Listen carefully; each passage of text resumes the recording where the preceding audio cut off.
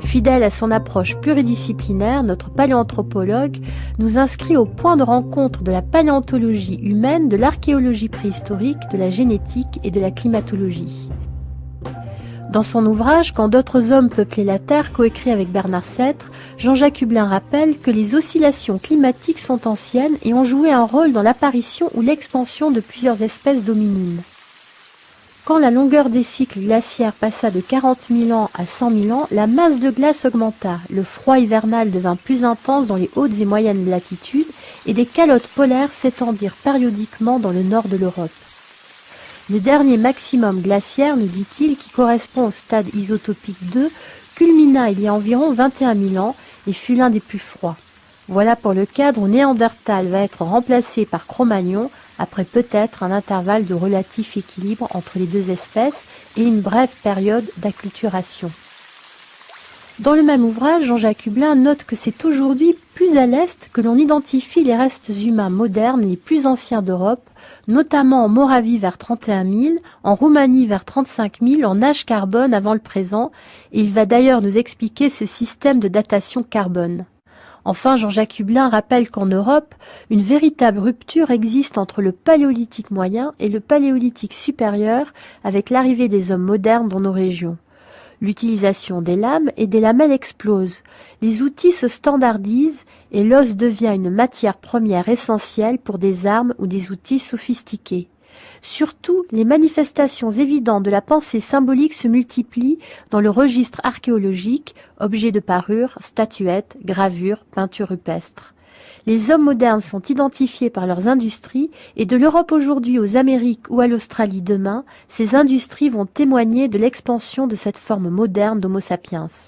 Comprendre l'évolution humaine, c'est comprendre l'interaction permanente du biologique et du culturel, aime rappeler notre paléanthropologue. Et nous gagnons l'amphithéâtre du Collège de France le 15 novembre 2016 pour le cours de Jean-Jacques Hublin intitulé « Homo sapiens, l'espèce orpheline », aujourd'hui les peuplements modernes de l'Europe.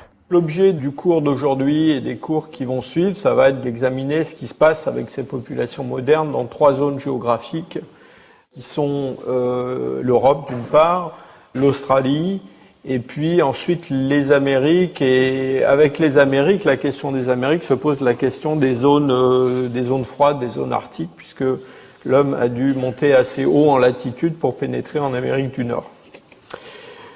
Je vous rappelle que ce remplacement des Néandertaliens par les hommes modernes en Europe, il se déroule essentiellement dans une période, disons, entre 50 000 et 40 000, au milieu du stade isotopique 3, qui est un stade isotopique un peu plus clément que le stade 4 et le stade 2 qui va suivre, un peu plus clément, mais quand même nettement plus froid que le climat actuel. C'est une période, encore une fois, de grande instabilité. Et après la disparition des derniers Néandertaliens, ce qui va se passer du point de vue climatique, donc pendant l'installation des hommes modernes dans nos régions, eh bien, c'est essentiellement une avancée vers ce pic de froid qui représente le dernier maximum glaciaire. Ce dernier maximum glaciaire, c'est la culmination du stade isotopique 2. Et après le stade isotopique 2, donc ce maximum de froid, on va plonger, si je peux dire, vers l'Holocène avec un réchauffement très rapide du climat. Et avec pendant ce réchauffement, un retour bref, une espèce d'épisode un petit peu froid, qu'on appelle le Dryas récent, et puis ensuite un climat qui ressemble beaucoup au climat d'aujourd'hui. Alors ce réchauffement climatique va mettre fin au Pléistocène, il va mettre fin aussi au temps paléolithique en modifiant considérablement les paysages dans lesquels ces hommes modernes vont évoluer pendant ce qu'on appelle le Paléolithique supérieur. Ce réchauffement climatique très rapide, d'ailleurs, nous donne une idée un petit peu de ce qui pourrait se passer aujourd'hui, en tout cas dans un avenir proche, si le réchauffement climatique s'accélérait, bien qu'on soit déjà dans une période relativement chaude.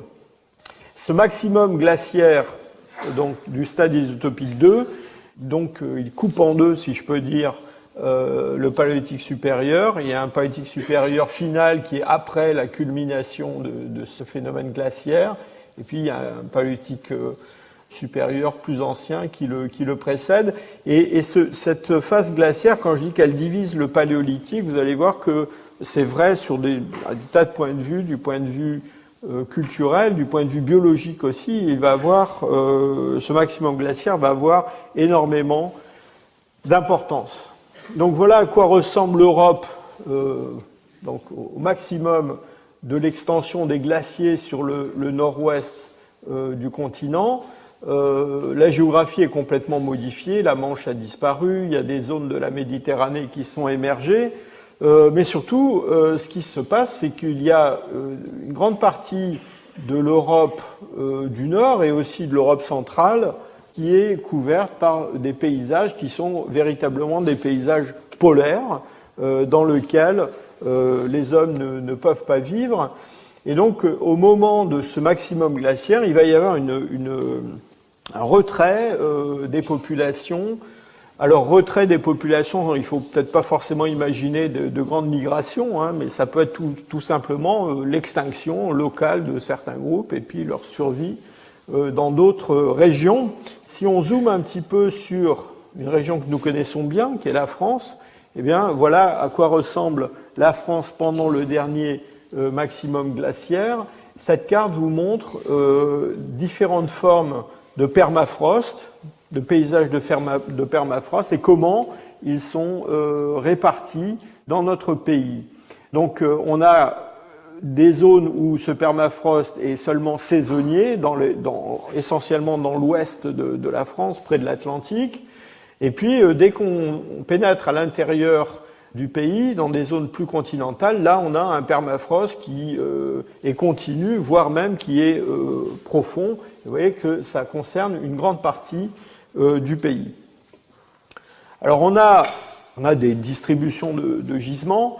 On a une petite idée de où se trouvent les hommes à différentes époques. Et je voulais vous montrer cette carte qui est une carte qui n'est pas vraiment une carte de distribution de sites, qui est une carte de modélisation où ces chercheurs ont utilisé les caractéristiques écogéographiques d'un certain nombre de sites connus à l'époque de ce maximum d'expansion des glaciers pour, dans le fond, déterminer quelles sont les conditions écologiques des hommes de cette époque-là et, dans le fond, quelles sont les zones habitables par eux en Europe. Eh bien, en gros, c'est essentiellement le sud de l'Europe qui est favorable aux occupations humaines, avec un phénomène de séparation, en gros, d'une partie sud-ouest de l'Europe, d'une partie qui est représentée par la péninsule italienne et puis les Balkans et l'est de l'Europe. Alors, ça ne veut pas dire qu'il y a absolument personne là, mais en tout cas, il y a probablement peu de monde, ou en tout cas des gens qui sont là peut-être seulement pour des épisodes assez brefs. Et donc, cette séparation, cette coupure de l'Europe en deux, pendant une période de temps qui n'est pas très longue, va avoir des effets quand même sur l'évolution des populations et sur l'évolution culturelle. Alors sur l'évolution des populations, c'est bien évident qu'il y a probablement une réduction de la taille des populations. Sur le plan culturel, eh bien, ce qu'on a, c'est une séquence de technocomplexes dans le paléolithique supérieur, qui sont des technocomplexes qui, au début, sont identiques un petit peu partout en Europe. Donc on commence avec le paléolithique supérieur vrai, si je peux dire, l'Aurignacien. On a déjà parlé du proto-Aurignacien, de l'Aurignacien ancien et de l'Aurignacien lors de notre dernière rencontre. À cet Aurignacien succède un technocomplexe qu'on appelle le Gravétien. Mais quand on arrive proche du maxima glaciaire, il se déroule une histoire différente à l'ouest et à l'est, avec l'apparition dans l'ouest de l'Europe d'une culture qu'on appelle le Solutréen. Là, ici, j'ai mis sur cette diapositive quelques pointes solutréennes tout à fait caractéristiques avec leurs retouches bifaciales, qui sont des objets très très spectaculaires. Mais ce solutréen, dans le fond, c'est une histoire essentiellement française, espagnole. Quand on va en Italie, quand on va dans d'autres régions d'Europe, eh bien, on trouve des industries qui sont très différentes, qu'on appelle les industries épigravétiennes. Et puis, à la suite du solutréen, là, le climat va graduellement s'améliorer. On a dans l'ouest de l'Europe une industrie qu'on appelle le magdalénien. Et puis tout ça se termine avec ce qu'on appelle l'épipaléolithique, qui est vraiment la fin des temps glaciaires et la fin du paléolithique. Tous ces technocomplexes, ils ont été définis pour certains il y a très très longtemps. L'Aurignacien, on en parlait déjà au XIXe siècle, enfin à la fin du XIXe siècle. Donc en gros, ces chronologies sont des chronologies d'industrie lithique, de technocomplexes, qui ont été d'abord élaborés par Gabriel de Mortillet, par Henri Breuil, et puis qui ont été peaufinés au cours du temps. Mais en gros, ce cadre culturel, on le connaît depuis assez longtemps. Ces technocomplexes, ils sont essentiellement définis au départ sur des caractères qui sont les caractères des industries lithiques.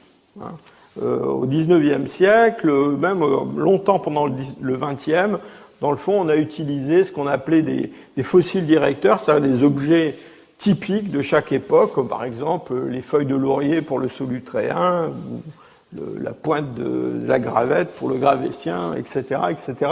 Alors bon, les définitions de ces technocomplexes sont un petit peu plus élaborées aujourd'hui. Quand même, longtemps, on a gardé l'idée que ces technocomplexes représentaient des populations, des espèces d'entités ethno-linguistiques qui s'étaient succédées les unes aux autres, qui s'étaient parfois remplacées. Pourquoi ? Bien parce que souvent, ces technocomplexes sont relativement bien définis à la fois dans le temps et dans l'espace. Là, on peut tracer des espèces de frontières de ce qui a l'air d'être des groupes humains. Vous verrez que c'est une notion qui a été quand même relativement remise en cause. D'abord parce que sur le plan de la définition de ces technocomplexes, encore une fois, qui a été fondée au départ essentiellement sur de l'industrie lithique, un petit peu sur de l'industrie osseuse, mais on s'est rendu compte qu'il y avait d'autres aspects culturels, parfois, qui ne collaient pas très très bien avec ces découpages.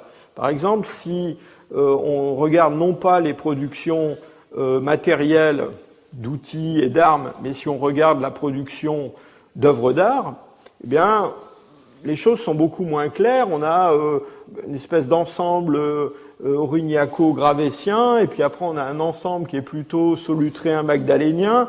Donc les frontières sont pas tout à fait les mêmes.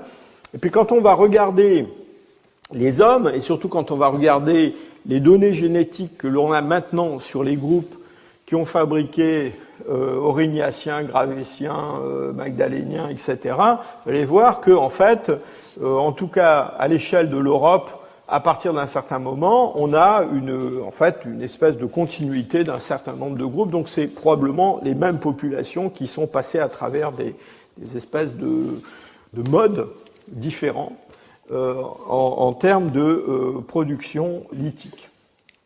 Je ne vais pas vous faire un cours sur la technologie lithique du paléolithique supérieur, mais vous vous souvenez que quand on a parlé du paléolithique supérieur initial, je vous ai expliqué que dans le fond, une des caractéristiques du paléolithique supérieur, c'était la production de lames à partir de nucléus qui avaient une forme bien particulière. C'est une gestion volumétrique des nucléus. Et tout au long du paléolithique supérieur, on va trouver des variations de ces techniques pour la production de lames qui sont utilisées soit telles quelles, soit qui sont retouchées pour fabriquer des outils comme des grattoirs, des burins, toutes sortes de choses.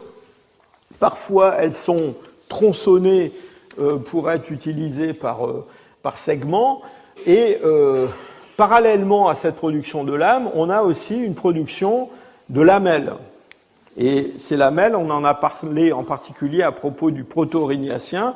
Je vous expliquais que ces lamelles, elles étaient importantes pour la production d'armatures, de projectiles, probablement assez compliquées, composites, avec mélangeant le bois, peut-être des matières dures animales, ces lamelles armées à la pointe de ces projectiles, parfois sur le bord, sur le tranchant. Ces lamelles, elles sont fabriquées à partir de petits nucléus qui ressemblent parfois à des gros grattoirs. D'ailleurs, on parle pour l'aurignacien, par exemple, on parle de grattoirs carénés.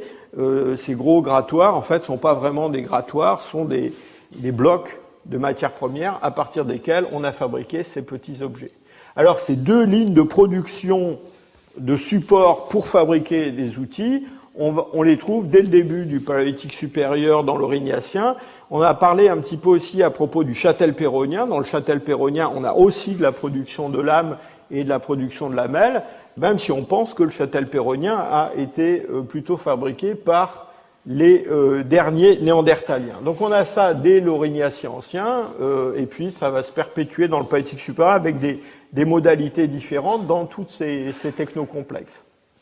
L'autre chose qui est tout à fait remarquable du point de vue technique et comportemental dans le paléolithique supérieur, c'est l'utilisation des matières dures animales, os, ivoire et bois de cervidés, essentiellement du bois de renne, pour fabriquer toute une variété d'objets et en particulier, encore une fois, des armatures de projectiles. Donc dès l'aurignacien, on a ces pointes de saguet à base fendue qui sont utilisées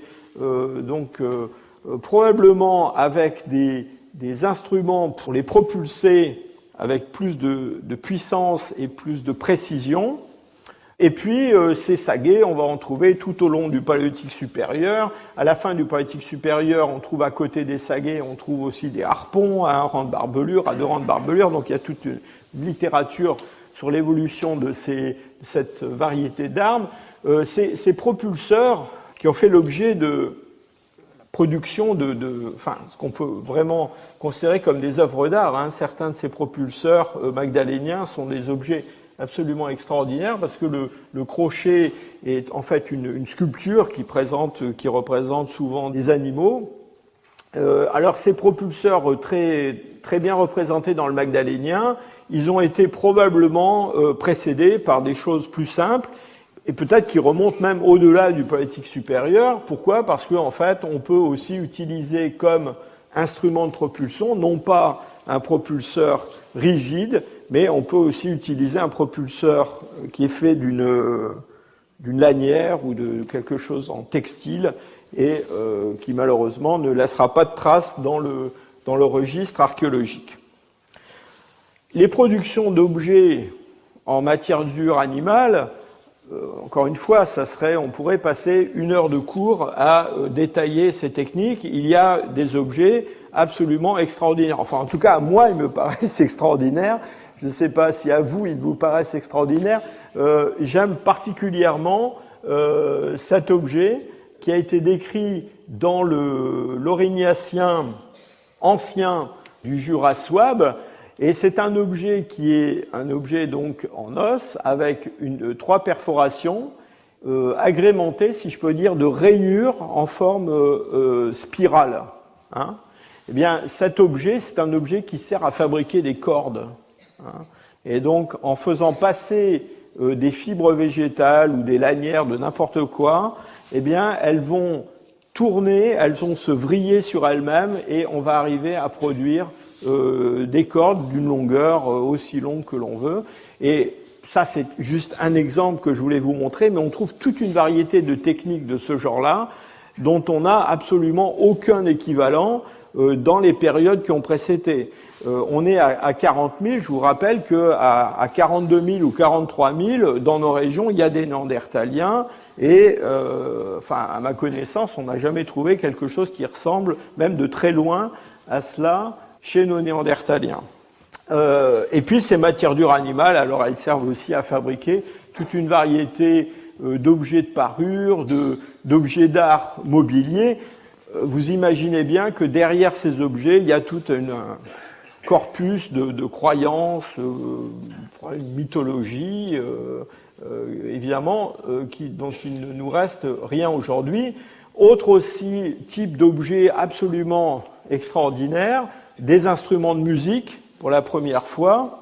Alors on a parfois cru reconnaître dans le moustérien des instruments de musique, des flûtes fabriquées en os.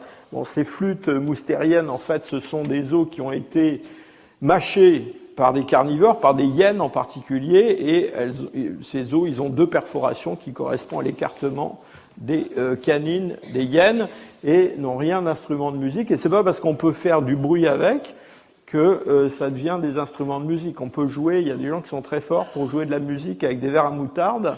C'est pas pour ça que les verres à moutarde sont des instruments de musique. Et que là, on a absolument quelque chose de différent. Ce sont des flûtes qui sont très très élaborées, qui sont fabriquées en os d'oiseau, qui sont fabriquées parfois en ivoire.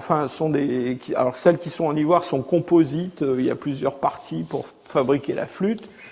Bon, ces objets nous évoquent un monde d'une complexité absolument sans comparaison avec ce qui a précédé quelques millénaires auparavant. Et puis évidemment, vous avez tous entendu parler de ça, il y a un art rupestre qui est extrêmement riche en Eurasie et qui lui aussi semble commencer très tôt. Alors avec l'art paléolithique, il y a un problème de conservation, on n'est pas sûr, on est même sûr de ne pas avoir les premières formes d'art rupestre, parce que la conservation des œuvres rupestres, elle n'est pas automatique, et donc il y a probablement de nombreux sites, surtout ceux qui étaient près de si je peux dire, de l'extérieur, près qui étaient exposés aux agents naturels qui ont disparu, mais on a dès l'Aurignaciens des œuvres rupestres, en particulier celles qui ont été découvertes à la grotte de Chauvet-Pont d'Arc ou celles de la grotte d'Arcy-sur-Cure, qui sont parmi les plus anciennes manifestations d'art rupestre, avec une complexité de technique et de style qui implique une longue histoire, une longue évolution avant la production de ces œuvres.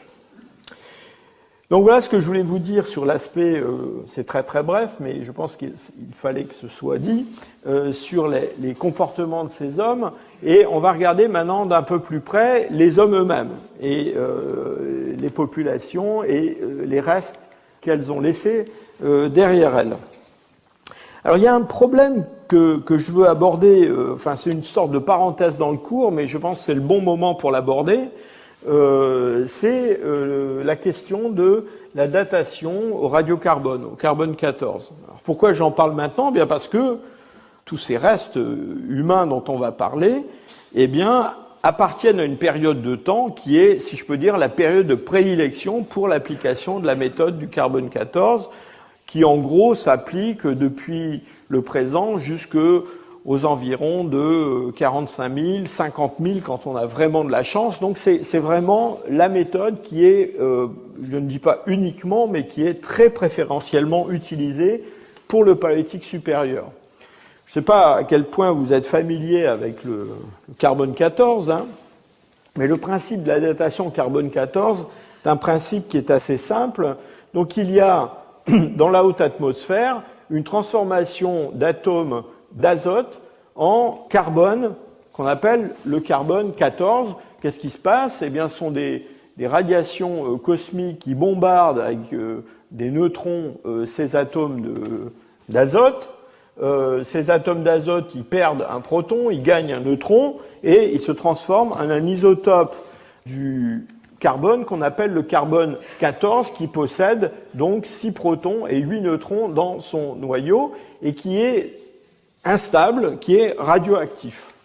Alors ce carbone 14, il est très très rare dans l'atmosphère. On parle d'un atome de carbone 14 pour 1000 milliards d'atomes normaux de carbone. Donc c'est pas beaucoup, mais c'est suffisant quand même pour rendre votre corps radioactif. parce que vous respirez l'atmosphère, et dans l'atmosphère, il y a du gaz carbonique, et dans ce gaz carbonique, il y a un petit peu de carbone 14. Donc tous les êtres vivants fixent du carbone 14 tout au long de leur vie, et ils ont donc une composition interne, si je peux dire, de carbone qui correspond à la composition de l'atmosphère qui les entoure.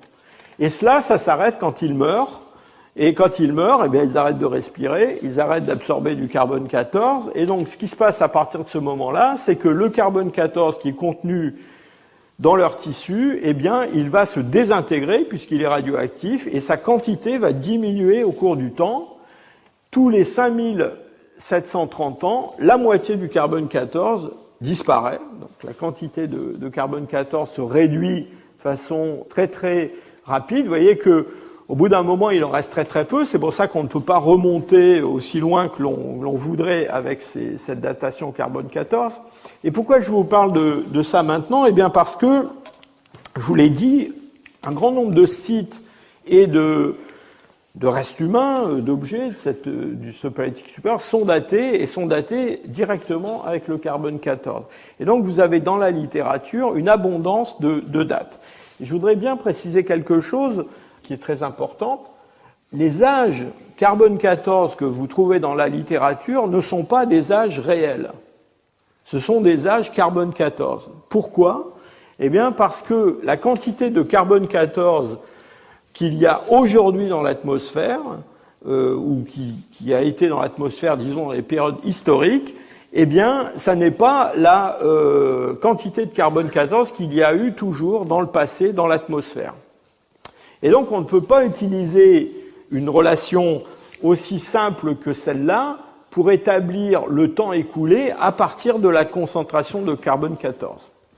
Alors, il y a un cas, il y a une situation très particulière depuis les années 1950, parce qu'on a fait énormément d'expérimentations atomiques, atmosphériques, donc on ne parle pas de la concentration de carbone 14 depuis 1950, mais si on remonte avant 1950, eh bien, il y a une légère différence à différentes périodes du passé entre l'âge carbone 14 et puis l'âge réel qu'on appelle l'âge calendaire. Et cela, on s'en est aperçu assez vite. Pourquoi? Eh bien, parce que pour des périodes récentes de la préhistoire, on avait d'autres moyens que le carbone 14 pour établir un âge calendaire. En particulier, pour le néolithique, on pouvait utiliser une méthode qui est la dendrochronologie, qui est une méthode qui est fondée sur le comptage de stries d'accroissement dans les bois, et on peut connecter la chronologie d'un morceau de bois à un autre et remonter comme ça dans le passé très très loin. Et en faisant ça et en datant ces bois au carbone 14, on s'est rendu compte que les dates ne collaient pas. Et donc il fallait construire ce qu'on appelle une courbe de calibration qui donne la correspondance entre un âge carbone 14 et l'âge réel. Alors pendant très longtemps, malheureusement, cette courbe de calibration, elle ne remontait pas aussi loin que la possibilité d'utiliser le carbone 14, le radiocarbone, pour dater des sites. Et donc, disons que jusqu'il y a pas très longtemps, quelques années seulement, eh bien, tous les âges, disons, au-delà de 25 000 ans que vous trouviez dans la littérature, c'était des âges carbone 14. Et depuis quelques années, on a pu prolonger cette courbe de calibration jusqu'à 50 000 ans. Et on commence à trouver dans la littérature des âges carbone 14 et des âges qui sont en fait des âges calibrés, des âges calendaires, des vrais âges. Et j'attire votre attention sur ce fait parce que quand vous lisez un article où il est dit tel objet a 26 000 ans, 28 000 ans, 35 000 ans, regardez bien ce qu'il y a écrit derrière. Parce que s'il y a écrit BP, ça veut dire before present, ça veut dire en fait avant 1950. Et si vous voyez cal BP, ça veut dire calibré. Et la différence peut être très importante. Par exemple, un âge carbone 14 de 35 000 ans correspond à un âge calibré d'à peu près 40 000. Donc ça fait une différence assez importante, et plus on remonte dans le temps, et plus cette différence est importante. Un autre aspect des datations au carbone 14, c'est le fait que plus on remonte dans le temps, et plus la méthode devient sensible à toute forme de contamination des échantillons par du carbone moderne. Et ça implique un traitement chimique qu'on appelle un pré-traitement très très soigné des échantillons qui peuvent être des échantillons de charbon ou des échantillons d'os. Je vous ai parlé de datation directe d'objets. Ces datations directes, elles sont devenues possibles essentiellement avec le développement de la spectrométrie de masse par accélération, qui permet vraiment de compter les atomes et d'avoir une assez grande précision dans l'établissement d'un âge radiocarbone, même avec des échantillons très petits. Alors quand on dit très petit, en fait ça veut dire assez petit, ça veut pas dire très très petit. Et s'il est possible de dater des objets assez gros directement, des tout petits objets, par exemple des objets de parure ou des objets d'art, eh bien on ne les date pas directement parce qu'il faudra en enlever un morceau assez conséquent. Alors on travaille constamment à perfectionner ces méthodes et en particulier dans mon laboratoire en ce moment on travaille sur une technique qui permettrait de réduire énormément la taille des échantillons, mais enfin, pour l'instant, on n'en est pas encore là.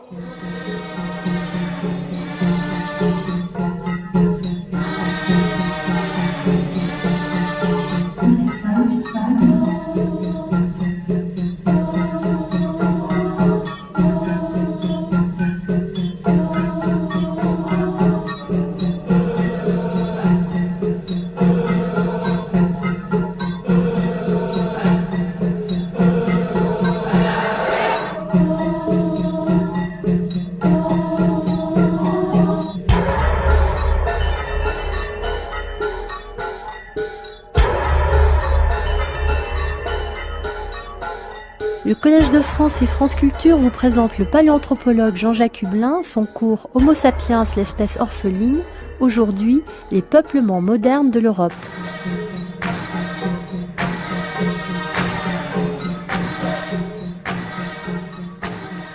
Alors quel a été l'effet de ces développements techniques sur l'étude des hommes du Paléolithique supérieur? Eh bien, on a pu dater directement des restes humains, parfois qui avaient été découverts il y a très longtemps, qui avaient été découverts au siècle dernier ou au début du XXe siècle. Et l'effet de ces datations directes, si je peux dire, a été assez dramatique en fait, assez catastrophique, parce que dans le fond, on s'est rendu compte que tout un tas de fossiles que l'on considérait depuis très longtemps comme des fossiles du Paléolithique supérieur, ou du début du Paléolithique supérieur, ou du début de l'Aurignacien, ou Dieu sait quoi, eh bien en fait, ne l'étaient pas du tout.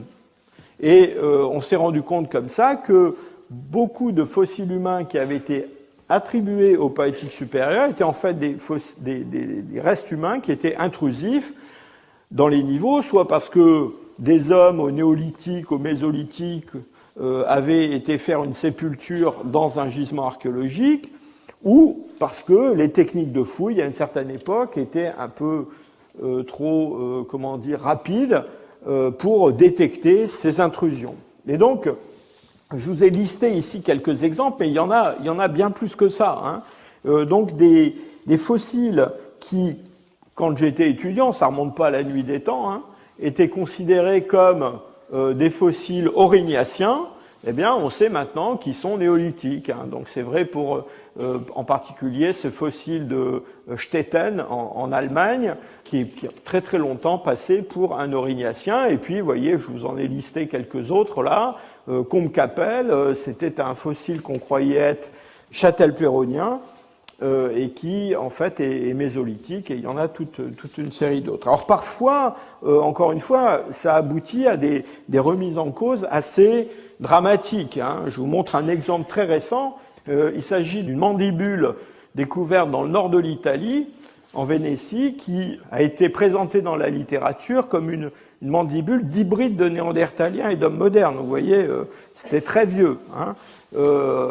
En redatant ce matériel, on s'est rendu compte qu'il avait un âge autour de 6300 ou 6400 ans. Donc on est très très loin de l'hybridation avec les derniers néandertaliens. Dans d'autres circonstances, les changements d'âge n'ont pas été très spectaculaires, mais ils sont quand même importants. Et je ne peux pas résister a l'envie de vous montrer quand même l'homme de Cro-Magnon. Donc cet homme de Cro-Magnon, en fait, il y en a plusieurs. Ça, c'est Cro-Magnon 1. Mais Cro-Magnon, c'est un site qui se trouve près des Aisies, dans le sud-ouest de la France. Et on a découvert en 1868 une série de restes humains donc, qui ont donné leur nom à cette forme, homme de Cro-Magnon, que l'on a longtemps présenté comme aurignacien. Donc l'idée, c'était que l'homme de Cro-Magnon, bien, c'était l'homme qui était venu remplacer l'homme de Néandertal. Alors, là encore, on a pu dater non pas directement les ossements, mais on a daté des littorines, des petits coquillages qui étaient des objets de parure dans la sépulture de Cro-Magnon.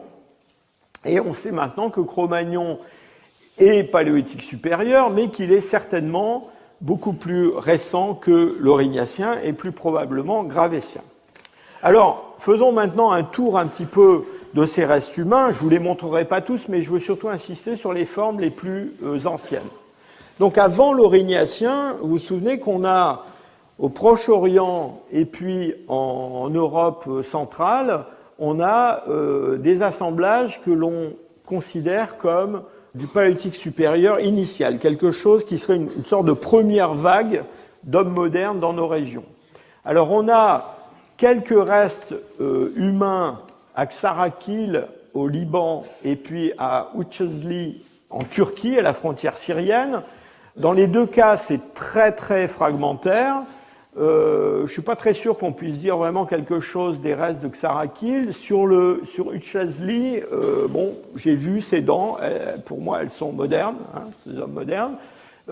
Quand on vient en Europe de l'Est et en Europe centrale, alors il y a un site en Bulgarie qui s'appelle Batchokiro, où on avait trouvé quelques restes humains associés à un paléolithique supérieur initial qu'on appelle le Batchokirien.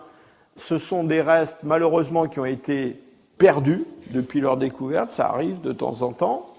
Et puis ensuite, on a cet assemblage dont on a parlé plusieurs fois déjà, le Bohunicien, en Moravie, par là. Et ce Bohunicien, alors lui, malheureusement, il se présente dans des sites qui sont généralement des sites, des dépôts de l'os, qui ne conservent pas l'os. Et donc, on n'a pas de fossiles bohuniciens. Alors en fait, le seul fossile relativement complet et bien étudié qu'on peut peut-être associer à ce paléolithique supérieur initial, eh bien, c'est ce fémur d'Oustichim en Sibérie occidentale. Alors pourquoi je dis peut-être ? Parce qu'il est quand même très très loin de l'Europe, même si c'est l'ouest de l'Eurasie ou le centre de l'Eurasie. Et puis surtout, il a été trouvé hors contexte archéologique. Hein, on l'a ramassé au bord d'une rivière. Mais il est directement daté à 45 000 ans, donc au point de vue âge, il est dans la bonne fenêtre de temps pour ce paléolithique supérieur initial. Et c'est, pour cette partie de l'Eurasie, le fossile le plus ancien que l'on connaisse et qui est morphologiquement moderne et génétiquement moderne. On a un génome très complet, très bien étudié de ce fossile de Oust-Ishim en Sibérie. Ce qui est intéressant, c'est qu'en utilisant une méthode statistique qu'on appelle les statistiques D, eh bien, on peut mesurer la proximité de ce fossile d'Oust-Ishim avec des populations actuelles. Et en particulier, on a regardé s'il était plus apparenté aux Européens actuels ou aux Asiatiques actuels.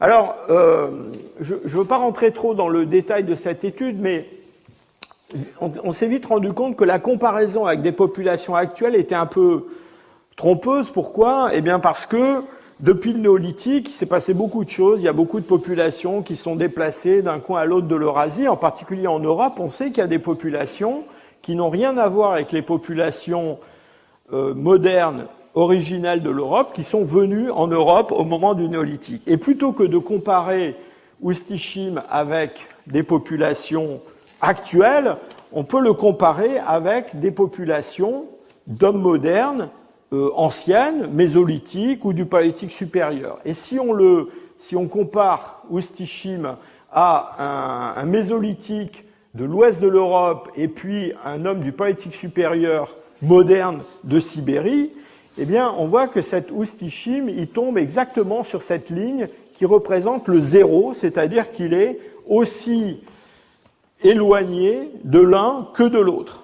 Et l'interprétation que l'on fait généralement de cette situation, eh bien, c'est qu'on a une forme, en fait, qui précède la divergence entre asiatiques et européens des périodes récentes du Pléistocène ou de l'Holocène, et même qui, possiblement, n'a en fait aucune relation de descendance avec des populations actuelles. Donc c'est une première vague qui peut-être s'est éteinte, qui a été remplacée par d'autres vagues de peuplement. On a quelques restes très fragmentaires dans le proto-aurignacien, des dents, qui ont été découverts dans le nord de l'Italie et qui sont modernes. On a publié ça il n'y a pas très longtemps. Il y a un fossile que je voudrais mentionner quand même s'il est découvert hors contexte stratigraphique lui aussi, comme Ustishim, sont les fossiles de Pestera Cu-Oase en Roumanie, dont je vous ai aussi déjà parlé. Deux pièces, un crâne et une mandibule. C'est la mandibule qui est la mieux datée. Hein. On a une date qui est autour de 40 000 calibrés. Hein. Donc on parle de date calibrée. Et ces fossiles, eh bien, dans le fond, chronologiquement, ils pourraient appartenir à cette vague proto-aurignacienne ou quelque chose comme ça, peut-être un aurignacien très ancien. Je vous rappelle que Pestera Cu-Oase, c'est un individu qui est seulement quelques générations avec un épisode d'hybridation avec des néandertaliens. Vous voyez qu'il a une quantité d'ADN néandertalien très au-dessus de ce qu'on a chez d'autres hommes du Paléolithique supérieur d'Europe. Alors on a, au moment de sa découverte, c'est bien avant qu'on en fasse l'étude paléogénétique, on a beaucoup discuté sur les caractères de ce fossile, puisqu'on a pensé qu'il pouvait avoir des caractères d'hybride, hein, en particulier, vous voyez, il a un frontal un petit peu aplati, fuyant, donc on a dit, voilà, c'est un caractère néandertalien. Sur la mandibule aussi, on a reconnu des caractères dentaires et des caractères morphologiques que mon collègue Eric Trinkhaus a identifiés comme probablement d'origine néandertalienne. C'est un peu, j'allais dire, compliqué d'utiliser la morphologie pour reconnaître ce caractère d'hybride. Pourquoi ? Ben d'abord parce qu'on ne sait pas trop combien d'ADN néandertalien il faut pour que ça se voit vraiment sur le crâne, les dents, la mandibule. Pas vraiment de point de référence. Je vous ai mis là une photo d'un crâne qui vient d'Égypte, qui date de 38 000 ans, et qui est un des premiers hommes modernes qu'on a dans cette région-là. Et il a en fait, assez curieusement, en particulier dans la région frontale, des caractères qui ressemblent à l'homme d'Oase, Cu-Pestera. Et donc la question, avec ces hommes modernes anciens, c'est toujours, quand on trouve un caractère un petit peu bizarre, est-ce que c'est un héritage néandertalien ou c'est pas simplement parce qu'ils sont très vieux et qu'ils sont différents de nous, hein? Alors je veux pas me montrer malicieux trop, mais je vous ai mis aussi une photo de Stetten. Vous savez, Stetten, c'est ce fameux crâne qu'on croyait être aurignacien. Et alors pendant très longtemps, on a discuté sur Stetten d'un caractère qui est la forme du foramen mandibulaire à l'intérieur de la mandibule, qui est une forme ovale et orientée horizontalement. Et ça, c'est un caractère qui a une fréquence assez élevée chez les néandertaliens. On le trouve par exemple sur l'homme lachapalocin.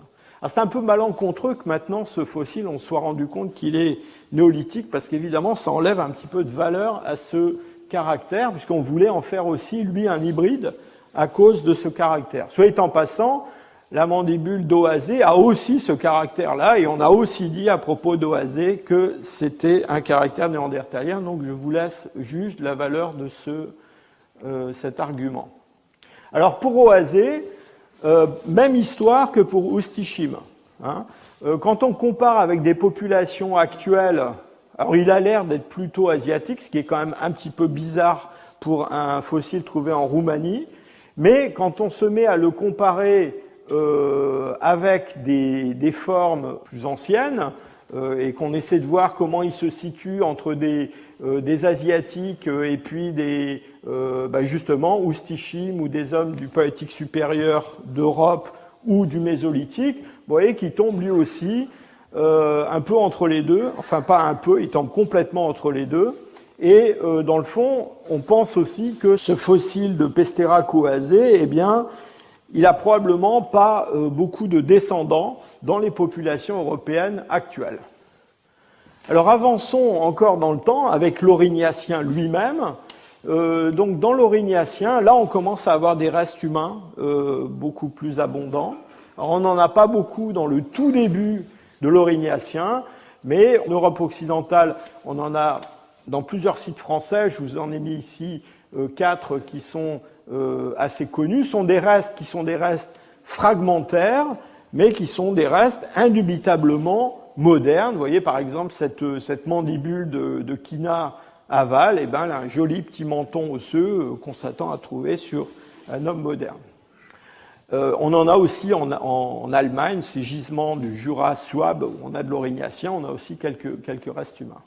Alors ce qui est intéressant avec ces restes humains aurignациens, c'est que on n'a pas de sépulture avec un corps qui a été enterré, qui est complet, qui est en connexion, etc.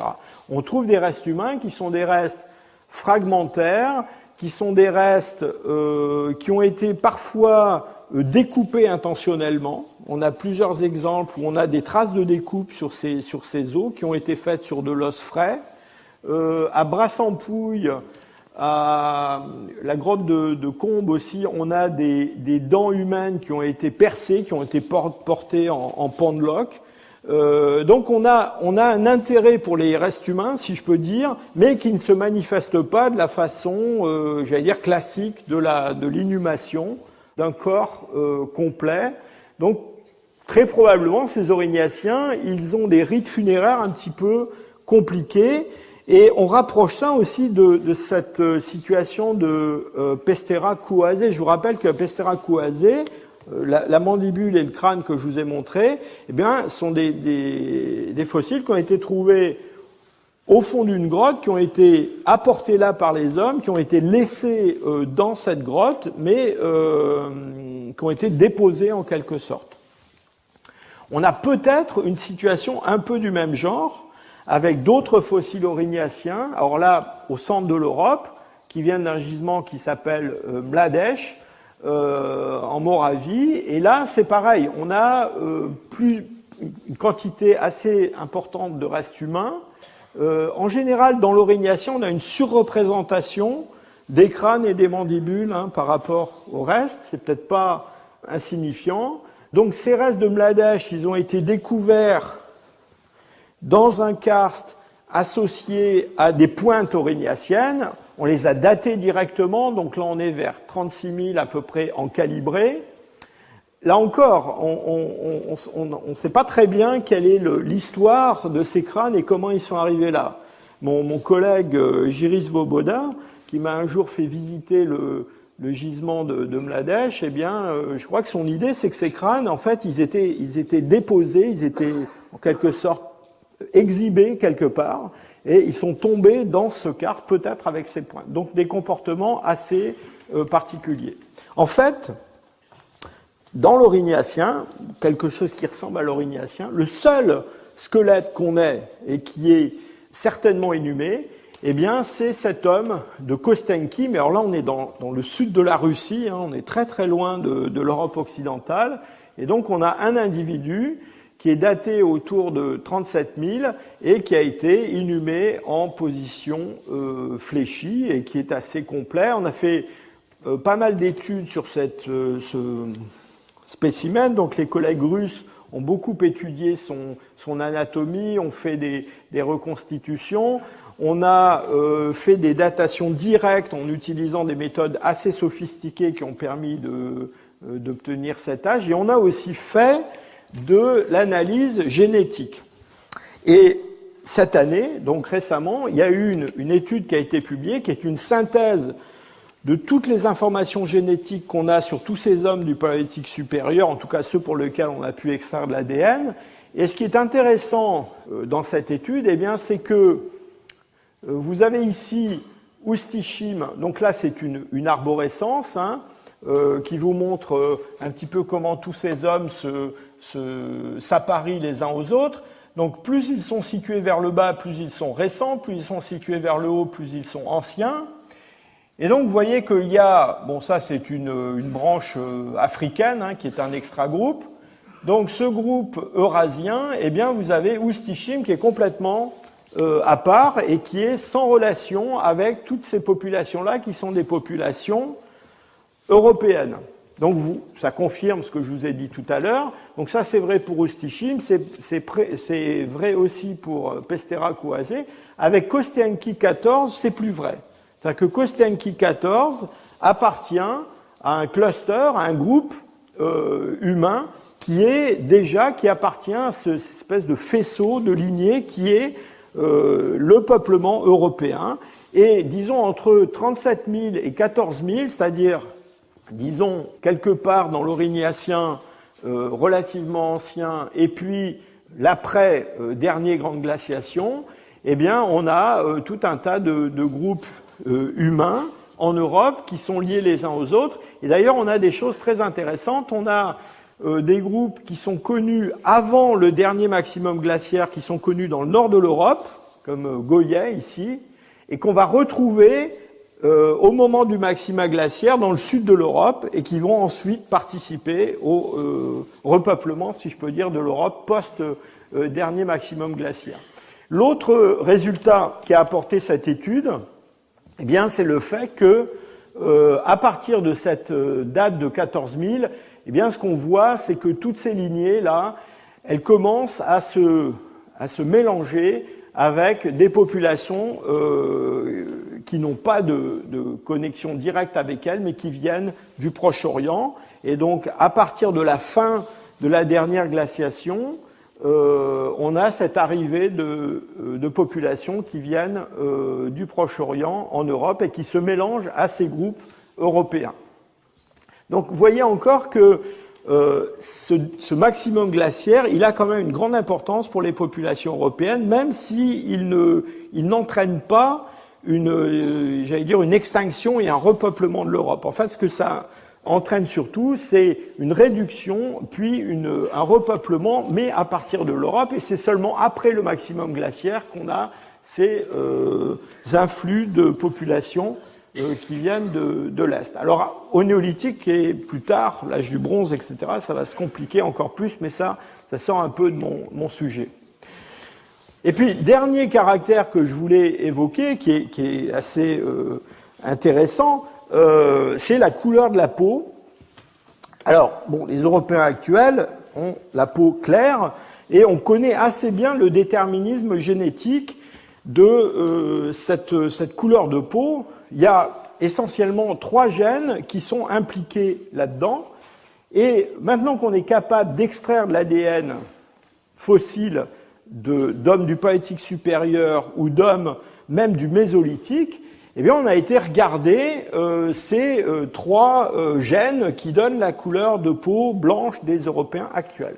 Et ça a été une grande surprise, mais chez des hommes qui sont des hommes du Mésolithique, c'est-à-dire du début de l'Holocène, c'est-à-dire d'après le maximum glaciaire, eh bien, on a pu, dans 2 cas, étudier ces gènes, et sur un fossile qui est un fossile, enfin un homme qui date d'environ 7000 ans, qui est en Espagne, eh bien, on a trouvé que sur ces 3 gènes, eh bien, il a la version, si je peux dire, européenne l'allèle européen seulement sur un de ces 3 gènes, et sur un autre spécimen, alors vous me direz c'est l'Espagne, c'est le Sud, mais non, parce qu'on en a un autre qui est au Luxembourg, dans un gisement qui s'appelle Lochbourg, on l'a vu tout à l'heure sur un des arbres phylogénétiques, 8000 ans, et lui, il a sur les 3 gènes en question, pour aucun des 3 gènes, il n'a l'allèle européen. Et donc la reconstruction qu'on fait de ces hommes du Mésolithique, de Lochbourg, ou de l'Abrania, eh bien, c'est des gens qui ont encore une couleur assez foncée. On pense d'ailleurs qu'ils ont les yeux clairs. On n'est pas très sûr que c'est les yeux bleus, mais enfin, ils ont les yeux clairs déjà. Alors, ces découvertes, elles ont été très discutées parce que on avait daté en gros l'apparition de ces mutations qui donnent la peau blanche autour de 15 000 ans, quelque chose comme ça, vers l'extrême fin du Pléistocène. Et donc ça montre simplement que même si ces mutations, elles sont relativement anciennes, elles sont restées confinées assez longtemps, probablement dans certaines régions, dans certains groupes, avant de se répandre dans toutes les populations européennes. Et donc vous voyez que ce soit pour les proportions corporelles, ou que ce soit pour la couleur de la peau, ou que ce soit pour la couleur des yeux, etc., eh bien, il y a eu quand même une grande inertie de ces populations d'origine tropicale, d'origine africaine, qui sont venues vivre en Europe il y a 45-50 000 ans et qui ont mis quand même plusieurs dizaines de milliers d'années à devenir ce que les Européens actuels sont.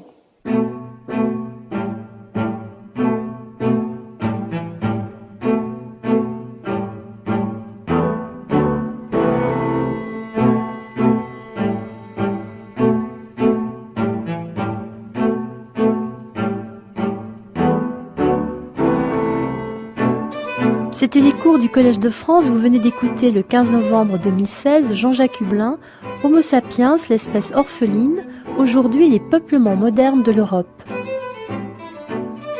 Sur les sites de France Culture et du Collège de France, vous retrouverez tous les liens, la vidéo et les informations autour de ces diffusions, ainsi que l'ensemble des cours de Jean-Jacques Hublin. Sa leçon inaugurale est publiée chez Fayard sous le titre « Paléanthropologie du genre Homo ».